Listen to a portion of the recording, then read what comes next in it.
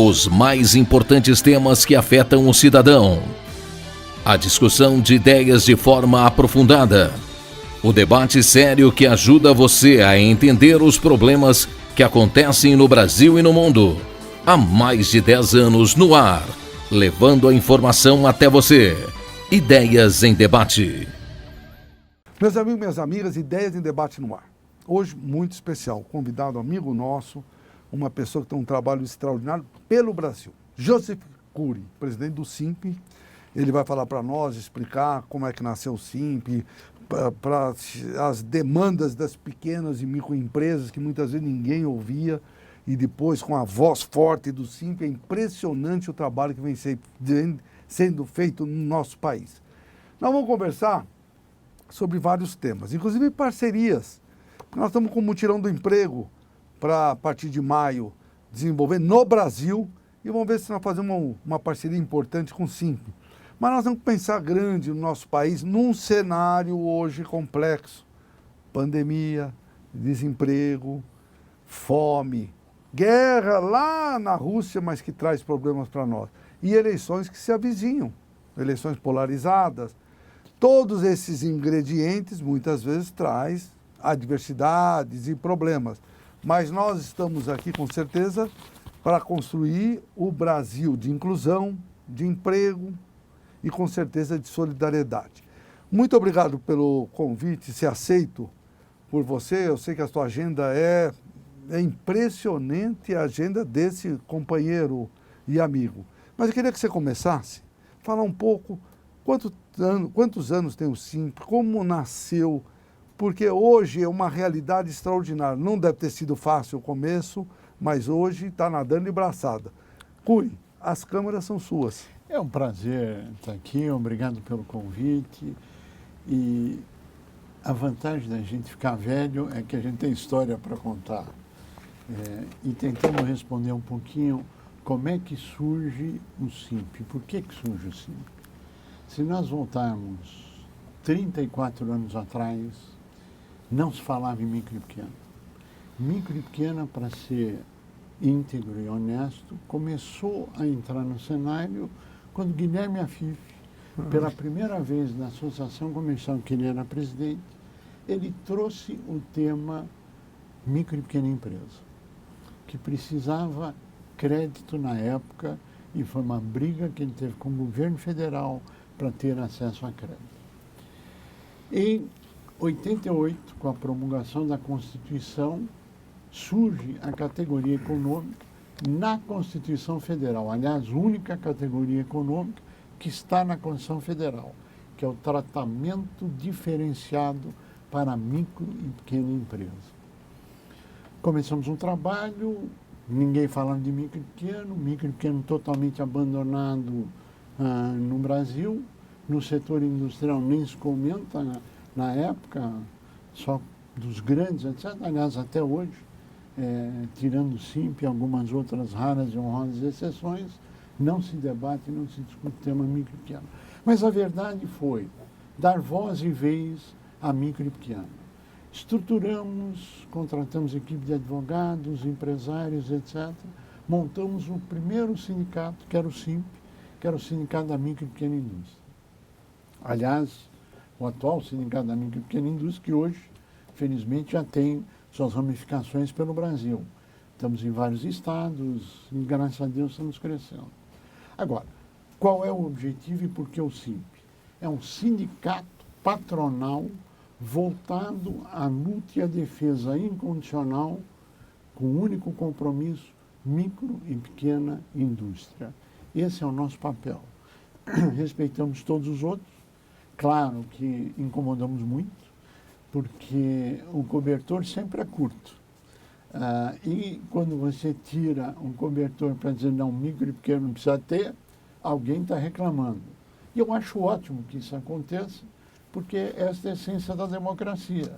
O que era péssimo é que só tinha um cobertor para um lado e nada para o micro e pequeno. Mas hoje, felizmente, muitas conquistas estão ocorrendo, várias outras em discussão, vários outros desafios, mas surgiu há 34 anos atrás para defender micro e pequeno. E graças a Deus estamos crescendo, lutando, e eu acho que não tem um único item ou uma única pauta focada em micro e pequena indústria que o SIMP não esteja em a nível municipal, estadual ou federal.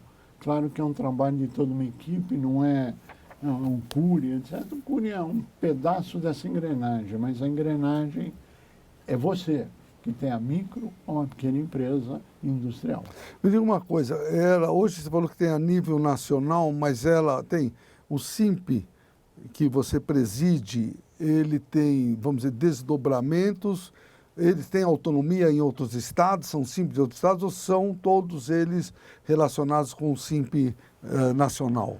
Como é que é a estrutura? A estrutura hoje é a seguinte, o SIMP Estado de São Paulo tem registro sindical regularmente há muitos e muitos anos no Ministério do Trabalho, registrado, bonitinho, está lá. Os outros estados não têm registro sindical, eles têm uma licença para usar o nome SIMP, trabalham junto conosco, estão ancorados na ASIMP, que é a Associação Nacional dos SIMPs. Aqui eles, muito gentilmente, me elegeram presidente nacional e que, claro, existe uma interface, um intercâmbio entre todos os estados com todos os problemas, todas as dificuldades e as mais variadas ações. Hoje existe um SIMP, não como sindicato só em São Paulo, mas nos outros estados, ligados à ASIMP, claro, conectado ao SIMP. Em cada macro-região do país tem um SIMP. Rio Grande do Sul tem um SIMP, Mato Grosso, Pernambuco, Rondônia, Roraima, Minas Gerais? Minas Gerais ainda não. Mas, enfim, nós temos em cada macro-região, tem um Pernambuco, que eu não citei, enfim. E estamos crescendo, cada vez mais indo. Em breve, Minas, e aí vamos indo. Com esse conceito. Uma outra questão. Hoje, vamos falar de São Paulo, que foi onde há 34 anos teve esse nascimento dessa estrutura tão poderosa e importante para dar voz aos pequenos e microempresários. Hoje, em São Paulo, quantas empresas são, vamos dizer, filiadas ou representadas e quantos trabalhadores e trabalhadoras estão no âmbito dessas empresas? 290 mil micro e pequenas indústrias só no estado de São Paulo, que representam 42% de toda a micro e pequena indústria do Brasil, está em São Paulo. Você tem mais de 1.300.000 empregos diretos na micro e pequena indústria no estado de São Paulo. Então, esse é o tema mais relevante aqui do nosso diálogo, porque com certeza todos nós queremos que a micro e pequena empresa continue crescendo, continue tendo capacidade de superação, principalmente das adversidades passadas, ainda na pandemia, e que gere emprego. Nos interessa por demais. E esse é um dos motivos que nós estamos aqui conversando para ver as parcerias que possamos fazer, o GT e SIMP, focando na qualificação e na inclusão social. Nessas questões relativas a trabalhos que desenvolve para os seus representados, né? Você falou uma delas, que é o crédito, que na época que nasceu não se dava crédito para micro e pequena empresa. Até hoje. Até hoje ainda Até hoje tem dificuldade. Mas um fator que vocês têm aí já uma expertise. Quais outras ações que vocês desenvolvem com, principalmente com aquelas pessoas que estão entrando, então tem aí uma micro e pequena empresa vendo aqui, porque o pessoal fala muito de empreendedores, são coisas um pouco distintas, né? Porque esse microempresário é um empresário. Sem dúvida. Né? Quais os benefícios que juntos vocês têm como possibilidades? Na verdade, não existe uma única área em que o SIMP não atua. Você tem, desde o momento do nascedor de uma empresa, você quer montar um MEI, por exemplo, que é a base inicial de qualquer atividade, que vem antes de uma microempresa. Ele pode ir lá no SIMP, ele monta a empresa a custo zero. Ele não paga nenhuma taxa, está lá. Aí você vai evoluindo, você quer fazer uma alteração contratual, tem um escritório da Junta Comercial lá dentro. Aliás, o primeiro escritório descentralizado da Junta Comercial de São Paulo foi no Simp. Existe até hoje e, felizmente, é quem mais faz abertura e registro de empresas de todos os escritórios descentralizados em São Paulo. Então, você tem desde a abertura, você tem até os problemas mais complexos, de orientação jurídica, orientação tributária, trabalhista, fiscal, crédito, compra de produtos, venda de produtos, etc. E onde é que a gente está indo com isso? Nós acabamos de lançar uma plataforma de ensino à distância. Tem 5.000 cursos diferentes lá dentro, de 45 países, 245 universidades mundo afora. Vai até mestrado e doutorado nos mais variados temas. E tem um básico do básico do básico. De graça, você quer fazer um curso de empreendedorismo básico, inicial, está lá e é de graça. Basta acessar, está as ordens. E agora, nós estamos evoluindo para a ponta, também no Marketplace, que estamos fazendo os testes já, de um Marketplace focado em micro e pequena empresa. Só produto de micro e pequena indústria vai estar lá para ser vendido. Então, você pega todas as pontas, desde o nascedouro até comercialização de produtos, até crédito, até financiamento, até brigas tributárias, legais, etc., o que for. Como exemplo, nós acabamos de enfrentar um veto presidencial que proibia a micro e a pequena empresa e o MEI de ter um reparcelamento tributário em função da pandemia.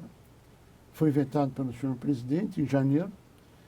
Felizmente, o Congresso Nacional, por 495 votos favoráveis e 13 contrários, derrubaram o veto do presidente. Inclusive, o próprio presidente não se opôs à derrubada do veto, e isto é um exemplo. Agora, nós temos um outro grande desafio pela frente, que é gigantesco, que estão querendo acabar com o Simples Nacional. Sobre um pretexto de uma PEC 110, aí afora vai. E que nós não podemos aceitar esse tipo de cenário. Você acaba com uma estrutura incentivada, não cria nenhuma outra e cria uma transição com 1 milhão de problemas. Então, somos hoje contrários à PEC 110. Então, vamos falar disso e mais um pouco daqui a pouco. Vamos fazer um rapidíssimo intervalo. Joseph Tricuri, nosso convidado especial. Até já.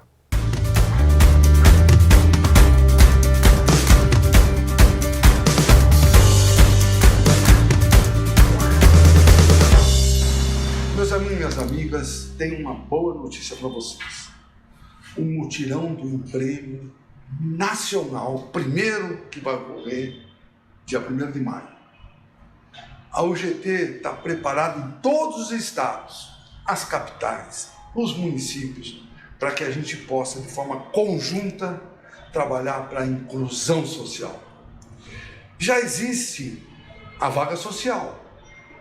Não precisa esperar dia 1º de maio para nos encaminhar os currículos. Você pode entrar no www.gt.org.br/mutirão. Nesse momento grave de crise, de morte, desemprego, desalento e fome, nós do movimento sindical e a UGT em especial está dando uma resposta extraordinária. Olha, é importante também que as empresas que estão nos vendo também, que são parceiras e solidárias com esse programa extraordinário, que também cadastrem as suas vagas no ugt.org.br/mutirão. Vamos construir um país de inclusão. Nós temos vagas para afrodescendentes, PCD, mulheres, para todo mundo. Para todo mundo tem vaga e, principalmente, nós estamos fazendo um trabalho de qualificação e capacitação, uma expertise extraordinária. Fazemos essas qualificações sob medida, exatamente para que a gente possa atender as necessidades demandadas pelas empresas e atingir os objetivos do nosso país, pelo menos a nossa visão social, de incluir, da cidadania, da oportunidade. A UGT a seu serviço.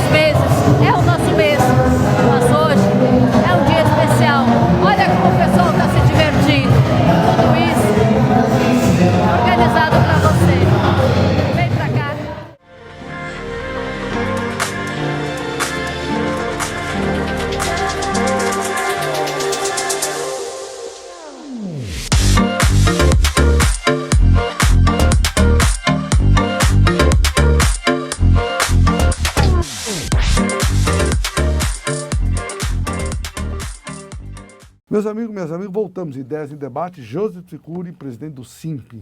Que trabalho importante que nós já vimos no primeiro bloco. Nós vamos conversar um pouco aqui sobre o cenário que nós vemos no mundo e no Brasil. A pandemia mundial. Demorou para ter vacina e uma série de questões que nos levaram a 660 mil mortes, infelizmente. Questões econômicas, a meu ver, muitas delas demoradas para serem tomadas decisões, o desemprego elevado, morte, fome, desemprego, desalento e assim por diante. O SIMP tem aí milhares de pequenas e micros representadas e que, com certeza absoluta, tem muitas vezes questões comuns com os próprios trabalhadores, porque eu acho que muitas vezes, se entrar numa empresa, numa pequena indústria, você não sabe quem é o dono e quem é o funcionário da empresa. É uma sinergia muito grande. Então, tem, com certeza, muitas demandas relativas a vários temas. Tem essa guerra que nos aflige e traz consequências com falta de insumos, aumento do combustível, do trigo e assim por diante. E eleições, né, que eu já falei no primeiro bloco. Como você, que é uma figura nacional e que está sempre dialogando, ou no legislativo, ou no executivo, área empresarial e área dos trabalhadores também, como você enxerga o Brasil de hoje e com quais as possibilidades de superar as adversidades para o próximo ano, porque nós teremos um presidente ou reeleito ou um novo presidente, porque, a meu ver, terceira via, infelizmente, não vai conseguir furar a bolha da polarização. Como é que você enxerga tudo isso? Bom, a crise, ela não só afetou o Brasil, afetou o mundo. Quando nós falamos da Covid, e que ela ainda não acabou. Né? Ela tem outras variantes, estão aí, mas, felizmente, a fase aguda está aí. Mas o Brasil vive, além do problema da Covid, o problema da guerra na Rússia e Ucrânia, abastecimento de produtos, elevação de custo, desabastecimento, que já havia sido fortemente impactado pela Covid, quando se interrompeu cadeias produtivas, quebra de empresas, etc., no mundo todo. E com a economia globalizada, não existe um problema que afeta um país que não vai chegar aqui se ele é ou seu cliente ou seu fornecedor. Então, o Brasil foi, está sendo e continuará sendo afetado pelos problemas de custo. Só para se ter uma ideia, Patá, nós temos uma pesquisa mensal que é feita pela Datafolha e nós estamos há 16 meses consecutivos, quando um dos maiores problemas é elevação de custos de insumos ou desabastecimento de insumos por mais variados motivos. Agora, o que isto leva? Como é que isto chega aqui? Como é que a sua base, Patá, que é gigantesca, que é nacional, de uma representatividade, a segunda maior central sindical do país, né? Como é que isso bate aqui? Bate assim. Primeiro, cada vez menos pessoas têm poder aquisitivo para continuar comprando bens, produtos e serviços. Por quê? Porque o preço sobe, mas salário não acompanha a inflação. Só para a gente colocar isso, você tem insumos, matérias-primas, que subiram mais de 400% em um ano e que é impossível sem ter um acompanhamento salarial. Então, e infelizmente, o que nós estamos vivendo? A pandemia impactou não só emprego, impactou inflação, impactou falta de recursos financeiros, etc. Temos hoje elevação de custo do dinheiro, cada vez mais o sistema financeiro está restritivo em relação à economia como um todo. Só para você ter uma ideia, 77,5%, ou seja, quase 8 em cada 10 pessoas no Brasil estão endividadas. 8 em cada 10. O que significa que chegou no teto daquilo que ele pode comprar a crédito. Ora, se ele não tem dinheiro para comprar à vista, ele não tem crédito para comprar a prazo, o que acontece? Ele não compra. O que acontece? É um ciclo recessivo. É um ciclo de demissão, é um ciclo de insolvência, de não geração de emprego, de fome, miséria, que é o que nós estamos vivendo. E o que é que precisa para mudar isso? Políticas macroeconômicas. E aí depende de decisões governamentais. Porque a grande verdade é extremamente simples. Se a empresa não gera lucro, ela quebra. Se ela quebra, você perde emprego, você perde a empresa, você perde oportunidade de negócio. Se você não tem geração de negócio, não tem empresa. O Estado não produz nada. O Estado produtor é um fracasso no mundo inteiro. O que nós precisamos? Um Estado regulador. Esse Estado regulador tem um papel mundial a ser desenvolvido. E é isso que nós esperamos. Não, mas é interessante essa análise, porque eu tenho comentado que há 30 anos atrás, ou 34, quando iniciou o processo do nascimento do Simples, a participação da indústria, de uma forma geral, pequena, grande ou média, era mais de quase 20% do PIB do Brasil. Hoje está menos do que 10%. Um país que não valoriza a indústria é um país que não tem futuro. É uma questão que nós precisamos ter nessas políticas que você comentou, tem que ter uma política industrial e a micro e pequena empresa com certeza estará inserida. E eu espero que isso no próximo governo seja uma das questões mais importantes e relevantes, porque com a indústria crescendo ou voltando a ter o seu papel fundamental no país, vai ter muitos empregos gerados de qualidade. Mas é que nós temos 4 minutinhos apenas, é impressionante. Falar com o professor Cury é uma delícia. Vamos falar da reforma tributária, porque tem questões que ainda não estão compreendidas pela população de uma forma geral. Tem aí o professor Sintra, que nós estamos muitas vezes conversando com ele, ou talvez um imposto único, ou um simples, né, na questão tributária, e que todos pagam e pagam pouco. Porque hoje poucos pagam e pagam muito. E os trabalhadores, então, não conseguem sair, porque na formalização o tributo é na veia e acabou. Imposto de renda nem se fala. Qual é a sua perspectiva de que reforma tributária o Brasil precisa? Bom, é indiscutível que o Brasil precisa de uma reforma tributária. Agora, qual reforma tributária é a grande questão? Não é essa PEC 110 que está sendo votado ou tendo uma pressão muito forte para uma aprovação, para dar um discurso de que eu vou taxar o rico e não vou taxar o pobre, o que é um engodo. Porque você taxar tributos ou rendimentos do empresário, ele já pagou isso na empresa e já pagou esse imposto de renda. Você está bitributando. Toda história de bitributação no mundo é uma história de fracasso. O outro aspecto é uma fase de transição gigantesca. Um outro aspecto, querem acabar com o simples. Aquela conquista de você ter uma redução tributária, uma simplificação, está explícito que acaba com o simples. Ah, não, mas isso vai estar numa legislação depois dessa aprovação.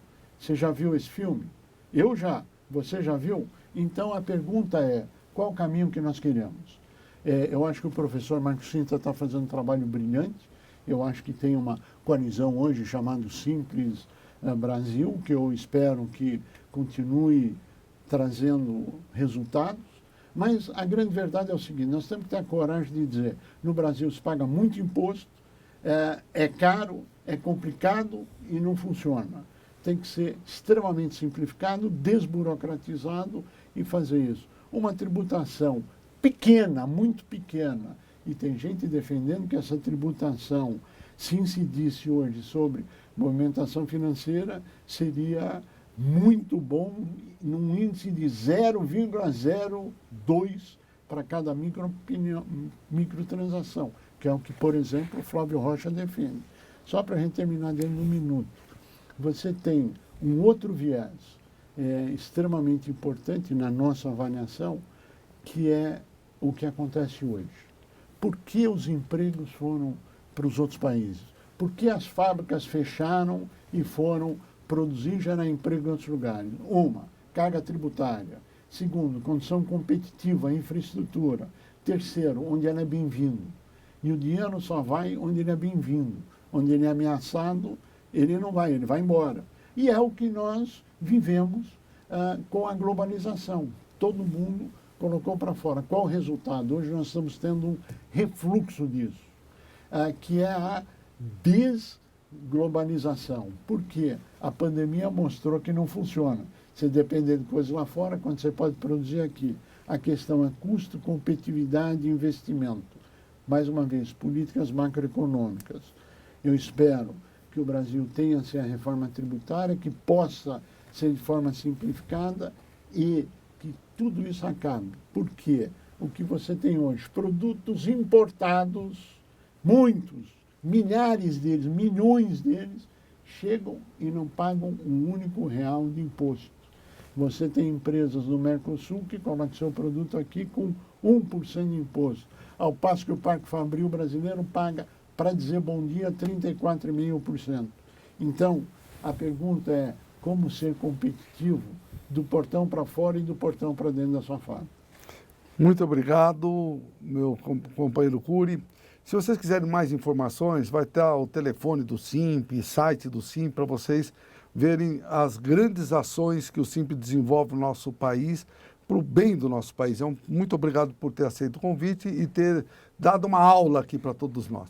Agradeço muito a você, a sua fidelidade. Continue ligando 2121-5972. Continue visitando nossa sede na Rua Formosa 99, no Vale do Agabaú, ou acessando nosso site www.comercial.org.br. Até o próximo programa.